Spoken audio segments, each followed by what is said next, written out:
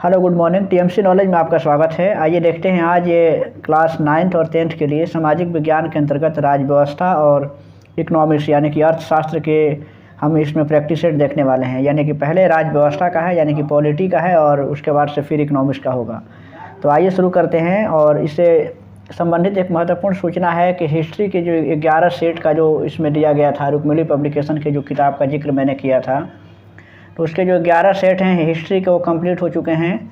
और ज्योग्राफी के भी 6 सेट जो हैं कि प्रैक्टिस सेट यानी कि अपलोड कर दिया गया है।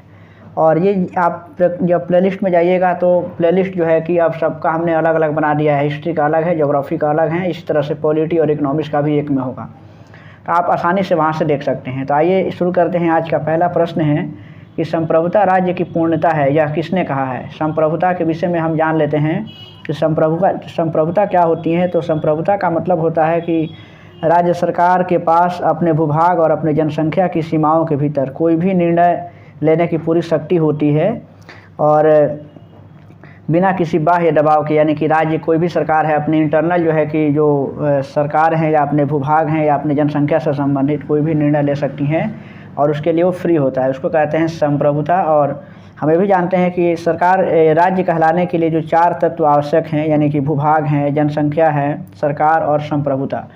तो यानी कि संप्रभुता राज्य की एक महत्वपूर्ण जो है कि घटक है, यानी कि अंग है। तो यह किसने कहा था कि संप्रभुता राज्य की पूर्णता है। तो इसका सही जवाब है जीन बोंडा, इसका राइट आंसर है, यानी कि ऑप्शन ए इसका राइट आंसर होगा। और ये एक तरह से फ्रांसीसी विद्वान थे और इन्होंने संप्रभुता का सबसे पहले प्रयोग किया था।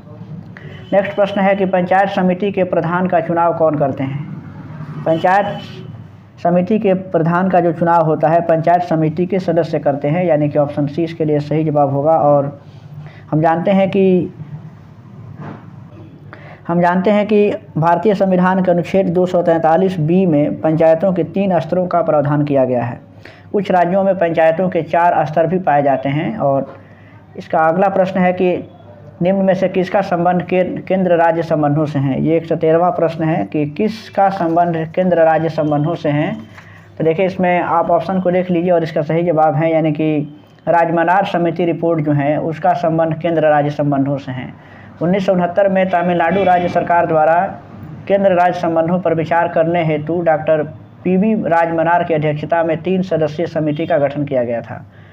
तो इस तरीके से इसका सही जवाब है, यानी कि राजमनार समिति रिपोर्ट जिसका संबंध केंद्र राज्य संबंधों से है। और नेक्स्ट प्रश्न है संघीय सरकार का सबसे महत्वपूर्ण लक्षण कौन सा है। संघीय सरकार का जो सबसे महत्वपूर्ण लक्षण होता है, यानी कि संघ और राज्य सरकारों के बीच शक्तियों का जो विभाजन हुआ रहता है, तो ये इसका एक संघीय सरकार का सबसे महत्वपूर्ण विशेषताएँ होती हैं।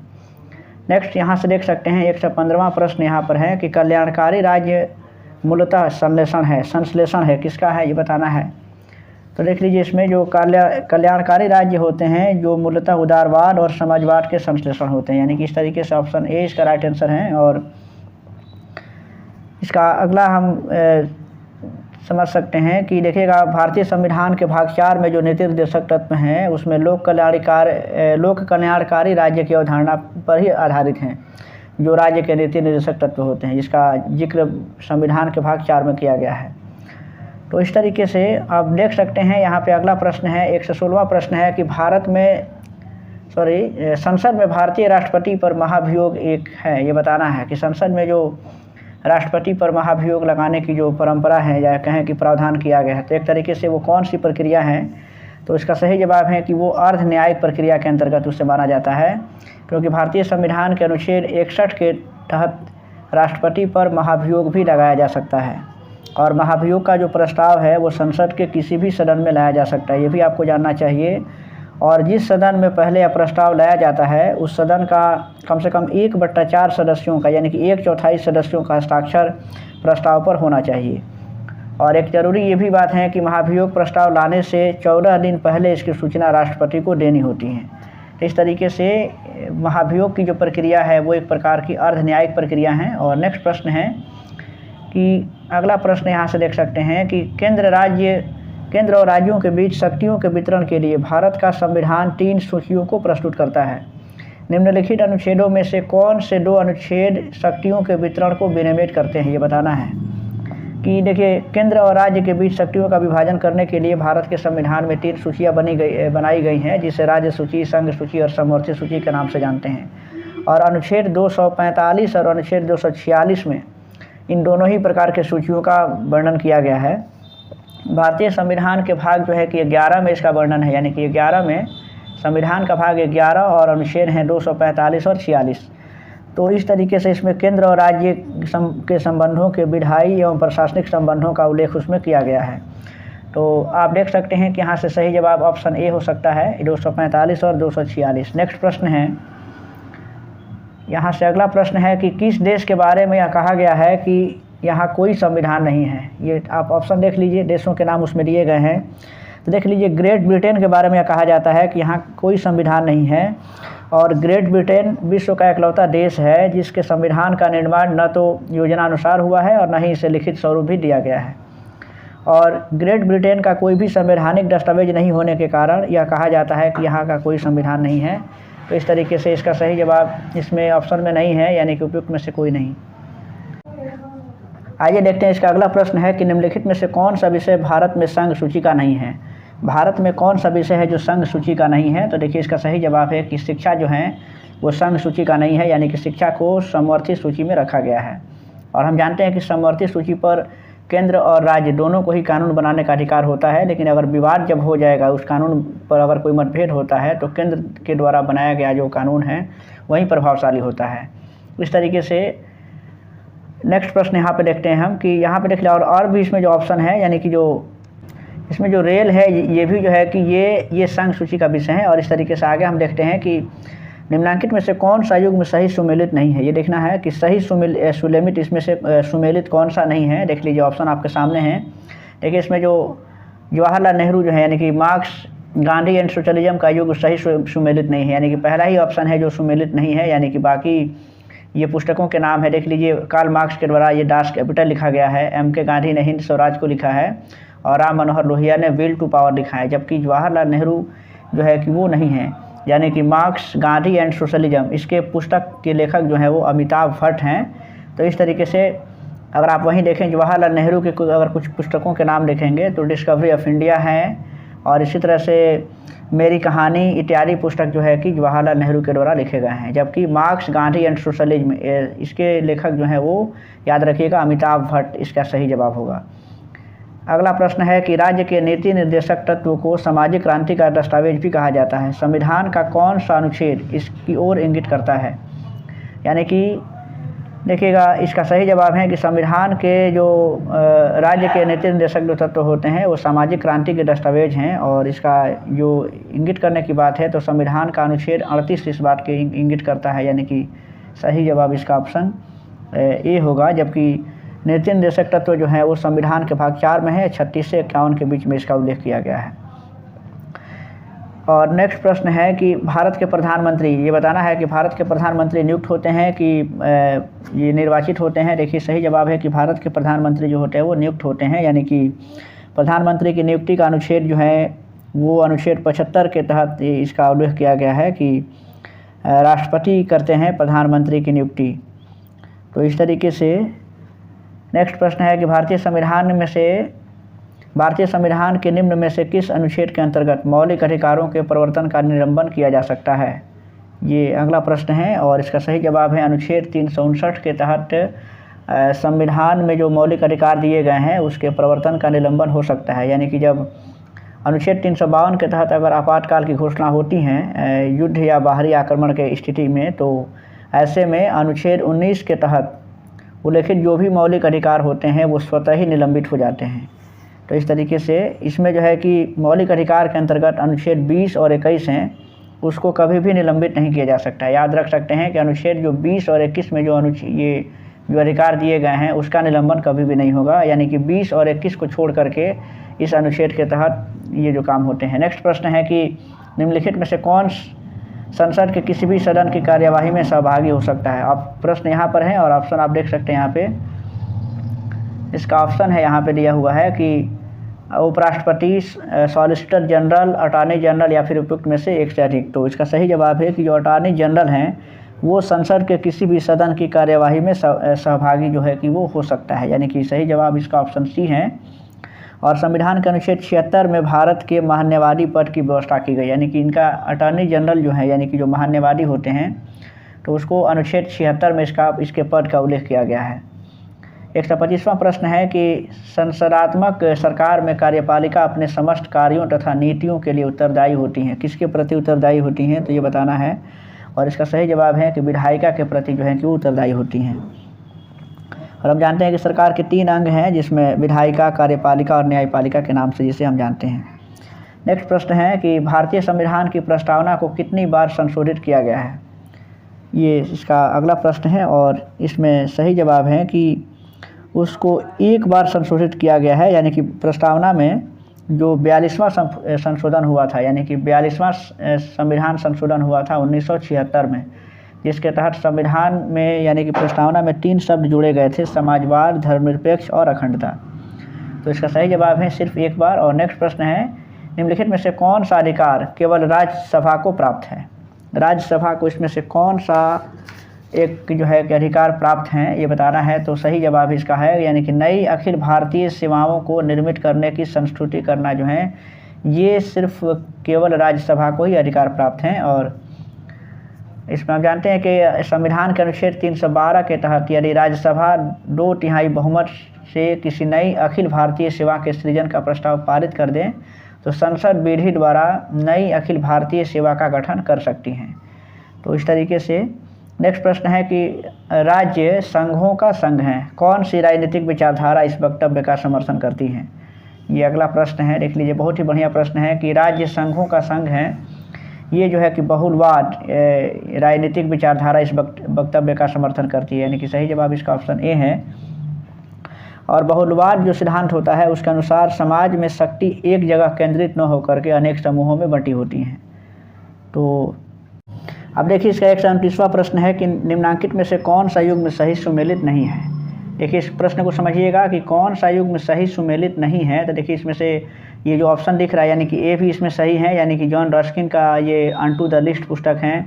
ये जो जीवाणु सरटोरी हैं उन्होंने जो है कि डेमोक्रेटिक थ्योरी लिखी है। और इस तरीके से ये जो इंटरनेशनल रिलेशंस हैं यानी कि पामर एंड पर्किंस का है, इसका मतलब है कि ये तीनों ही सुमेलित हैं, इनमें से ऐसा कुछ भी नहीं है जो सुमेलित नहीं हो। इस तरीके से ऑप्शन ई होगा। और नेक्स्ट है कि निम्नांकित में से कौन सा तत्व संघीय व्यवस्था का नहीं है। संघीय व्यवस्था का तत्व इसमें से कौन सा नहीं है, देख लीजिए। भारतीय संविधान में संघीय प्रणाली कनाडा के संविधान से ली गई है, तो इसमें से देखना है कि कौन सा संघीय व्यवस्था का संघ। देखिए लिखित संविधान है, केंद्र और राज्य के बीच शक्तियों का विभाजन भी रहता है और सुदृढ़ न्यायपालिका भी होती है, यानी कि इसका ऑप्शन है, यानी कि उपयुक्त में से कोई नहीं। इसका मतलब हुआ कि संघीय व्यवस्था का जो तत्व है वे सभी हैं, यानी कि इसमें ऐसा कुछ भी नहीं है जो संघीय व्यवस्था का तत्व नहीं हो। नेक्स्ट प्रश्न है कि डॉक्टर अंबेडकर ने भारतीय संविधान के किस प्रावधान को संविधान की आत्मा कहा है। संविधान की आत्मा किसे कहा गया है, तो देखिए जो भारत के जो मौलिक अधिकार दिए गए हैं यानी कि अनुच्छेद 32 में, तो उसमें संवैधानिक उपचारों का जो अधिकार है उसको संविधान की आत्मा कहा जाता है। तो इस तरीके से सही जवाब इसका ऑप्शन बी है। और आप ये भी जानते हैं कि जो संवैधानिक उपचारों का अधिकार हैं वो मूल अधिकारों को वास्तविक बनाती हैं, जो अनुच्छेद 32 में दिया गया है। तो नेक्स्ट प्रश्न है यहाँ से कि निम्न में से संविधान के द्वारा क्या सुनिश्चित किया जाता है। संविधान के द्वारा क्या सुनिश्चित किया जाता है, तो देख लीजिए संविधान के द्वारा कार्यपालिका की शक्तियाँ, उसके द्वारा शासक और शासित दोनों के बीच का जो संबंध होता है और सरकार की विभिन्न संस्थाओं के बीच संबंध और उनकी संरचना और उनकी संगठन, ये सभी काम जो है कि न्यायपालिका के द्वारा होते हैं संविधान के द्वारा, यानी कि सही जवाब इसका है उपयुक्त में से एक से अधिक। और नेक्स्ट प्रश्न है यहाँ से कि 133वां प्रश्न है कि भारतीय संविधान की 8वीं अनुसूची में कितनी भाषाओं का उल्लेख है। देखिए इसका सही जवाब है, इसमें से भारतीय संविधान की 8वीं अनुसूची में कुल 22 भाषाओं का उल्लेख किया गया है। प्रारंभ में भारतीय संविधान की यानी कि जो 8वीं अनुसूची है उसमें से मूलतः 14 भाषाओं को ही शामिल किया गया था, लेकिन बाद के वर्षों में और भाषाओं को इसमें जोड़ा गया था। 92 संविधान संशोधन के तहत जो है 2003 में मैथिली, बोडो, डोगरी और संथाली को 8वीं अनुसूची में जोड़ा गया था। अब यहाँ से शुरू होता है अर्थशास्त्र के प्रश्न, यहाँ से देखेंगे हम लोग। तो देखिए इसमें पहला प्रश्न है कि बिहार राज्य में बिजली की प्रति व्यक्ति खपत 2014-15 में 203 किलोवाट आवर से बढ़ाकर वर्ष 2020-21 में कितना कर दिया गया है, ये अगला प्रश्न है। और इसका सही जवाब है कि इसे 350 किलोवाट आवर कर दिया गया है। और इसमें जो है कि पहले जो अगर हम देखें तो यानी कि 6 वर्षों में कुल 72% से ज़्यादा की वृद्धि हुई है। और यहाँ से नेक्स्ट प्रश्न है कि शहरी केंद्र को पुनर्भाषित करने के बाद बिहार में शहरीकरण का वर्तमान स्तर कितना प्रतिशत हो गया है। देखिए बिहार में वर्तमान शहरीकरण का जो स्तर है वो हो गया है 15.3%। और इसके पहले 2011 में जो जनगणना हुई थी उसके अनुसार बिहार में शहरीकरण का जो प्रतिशत था वो मात्र 11.29% था।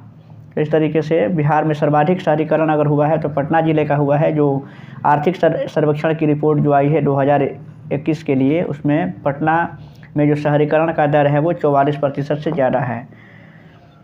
और नेक्स्ट प्रश्न यहाँ से है कि भारत के कितने रुपये के नोटों पर सांची का स्तूप का चित्र बना हुआ है। देखिए भारत में जो 200 रुपये का जो नोट है उस पर सांची का स्तूप का चित्र बना हुआ है, जो कि ऑप्शन में नहीं है। इस तरीके से उपयुक्त में से कोई नहीं इसके लिए सही जवाब होगा। जबकि आइए देख लेते हैं और भी ऑप्शन के साथ। तो 10 रुपये का जो नोट है उस पर कोणार्क का सूर्य मंदिर है। और 50 रुपये का जो नोट बना हुआ है उस पर हम्पी का पत्थर से बना हुआ रथ है बनाया गया है 50 रुपये के नोट पर। और 100 रुपये का जो नोट है उस पर रानी का वाव यानी कि उसको बनाया गया है। इस तरीके से इसका सही जवाब ऑप्शन होगा ऑप्शन यानी कि ऑप्शन ई है। और नेक्स्ट प्रश्न है कि भारत में हरित क्रांति का प्रभाव मुख्य रूप से किन क्षेत्रों में था। हरित क्रांति का जो प्रभाव हुआ था भारत में, तो ये जो है कि ज़्यादातर ये पंजाब हरियाणा और इसमें जो है कि पंजाब हरियाणा और पश्चिमी उत्तर प्रदेश में इसका असर ज़्यादा था। और हरित क्रांति जो है कि 1966-67 में शुरू हुई थी। और भारत में जो हरित क्रांति के जनक है यानी कि नॉर्मन बोरलॉग को माना जाता है। जबकि हरित क्रांति के जनक है ये नॉर्मन बोरलॉग, ये विश्व में माने जाते हैं। जबकि अगर भारत में हम बात करें तो भारत में हरित क्रांति के जनक जो है वो MS स्वामीनाथन को माना जाता है। और नेक्स्ट प्रश्न यहाँ से है कि भारत में खाद्य सुरक्षा के संदर्भ में नीचे दिए कथनों में से कौन सा सत्य है। खाद्य सुरक्षा के संबंध में कौन से कथन सत्य हैं। ऑप्शन आपके सामने है, आप देख सकते हैं। और इसमें देख लीजिए एक से अधिक जो कथन दिए गए हैं वो खाद्य सुरक्षा के संदर्भ में सही हैं। तो इसका यानी कि ये जो है ऑप्शन सही है, यानी कि उपयुक्त में से एक से अधिक इसके लिए सही जवाब होगा। और नेक्स्ट प्रश्न है, यहाँ से देखते हैं कि किसी भी अर्थव्यवस्था में व्याप्त निर्धनता की समस्या के प्रमुख कारण हो सकते हैं। निर्धनता के प्रमुख कारण क्या हो सकते हैं, तो देख लीजिए निर्धनता के इसमें भी है कि निर्धनता के कारण बहुत ही हो सकते हैं। इसमें जैसे देख लीजिए इसमें है कि अत्यधिक जनसंख्या का होना, ये भी निर्धनता का कारण है। और मांग का अभाव होना, और इसमें जो है कि ये निम्न पूंजी का निर्माण, ये सभी जो है कि चीज़ें उसके लिए जिम्मेवार है, यानी कि उपयुक्त में से एक से अधिक इसके लिए सही जवाब है। नेक्स्ट है कि भारत में निर्धारित समय से कितना महीना पहले पेट्रोल में 10% इथेनॉल सम्मिश्रण को हासिल कर लिया है। तो ये आप देख सकते हैं। तो देखिए इसमें 10% इथेनॉल सम्मिश्रण का जो लक्ष्य जो है कि 5 माह पहले ही ये भारत ने उसको प्राप्त कर लिया है, यानी कि ऑप्शन 20 के लिए राइट आंसर है। और इथेनॉल के बारे में हम जानते हैं कि साधारण अल्कोहल है जो शीरा से बनाया जाता है। और भारत का लक्ष्य जो है कि 2030 तक 20% पेट्रोल में इथेनॉल सम्मिश्रण प्राप्त करने का लक्ष्य निर्धारित किया गया था, जिसे अब घटा करके 2025 कर दिया गया है। तो इस तरीके से नेक्स्ट प्रश्न यहाँ से देखते हैं कि निम्नलिखित में से कौन फसलों के न्यूनतम समर्थन मूल्य यानी कि जो MSP होता है निर्धारण संबंधी संस्तुति करता है।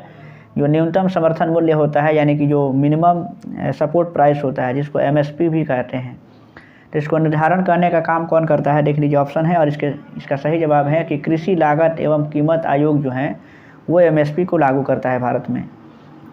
यहाँ से अगला प्रश्न है कि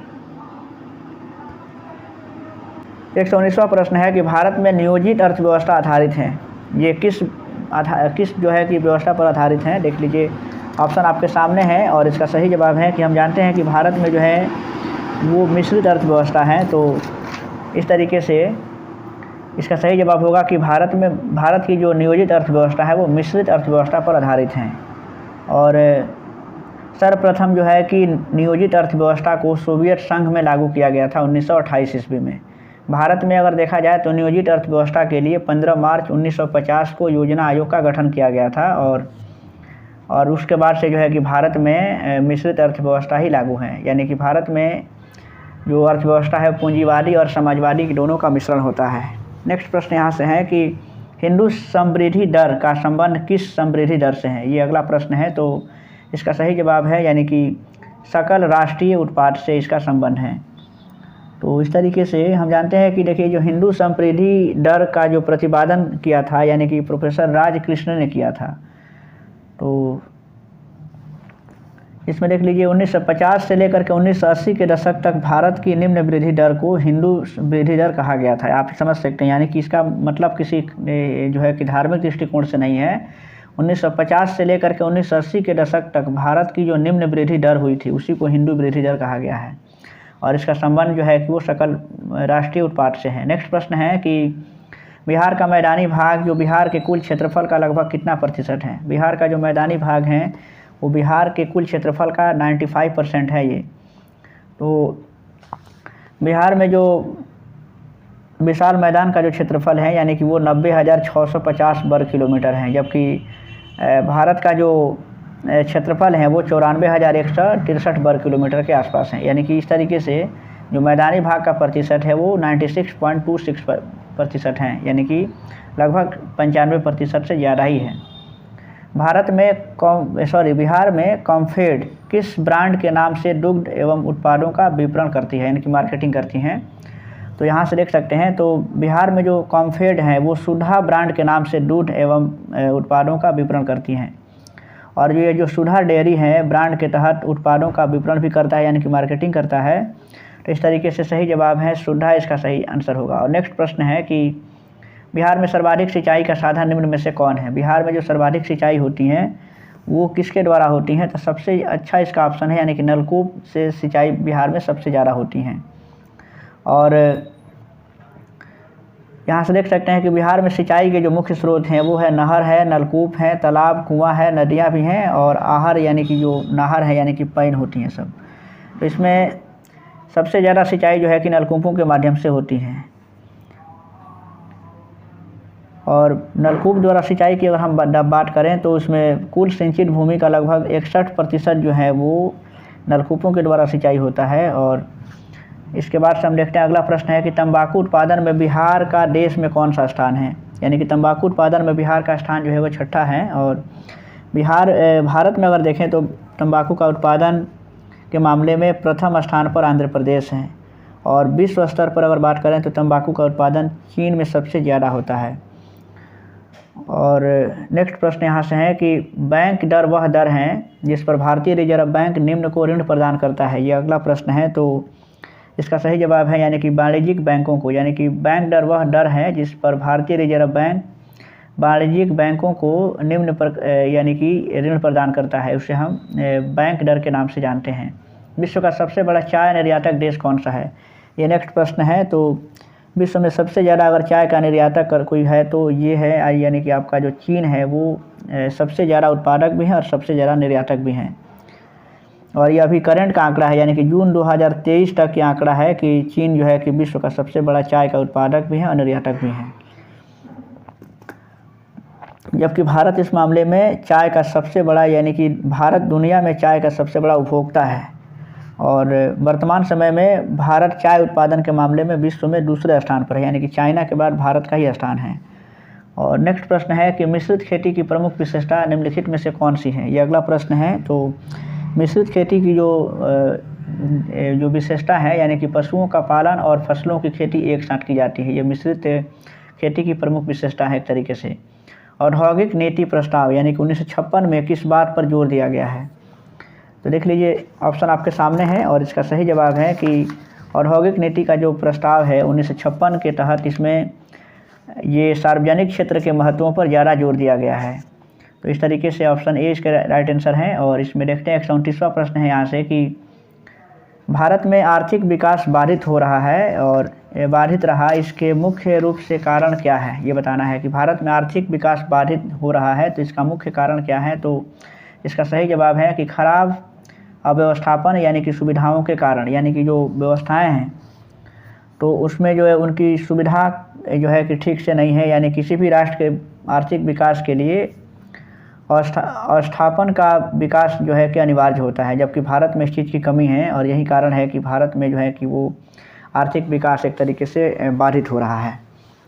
और नेक्स्ट प्रश्न है कि निम्नलिखित में से कौन एक त्वरित अस्थापना विकास कोष के अंतर्गत सम्मिलित है, यानी कि ये बताना है। तो इसमें देख लीजिए, इसमें जो इसका सही जवाब है कि एक से अधिक, इसके लिए ऑप्शन इसमें सही हैं। इस तरीके से इसका राइट आंसर है कि उपयुक्त में से एक से अधिक, यानी कि ग्रामीण जल आपूर्ति, ग्रामीण सड़कें और ग्रामीण विद्युतीकरण, ये सभी जो है कि एक त्वरित स्थापना के विकास कोष के अंतर्गत सम्मिलित किए जाते हैं।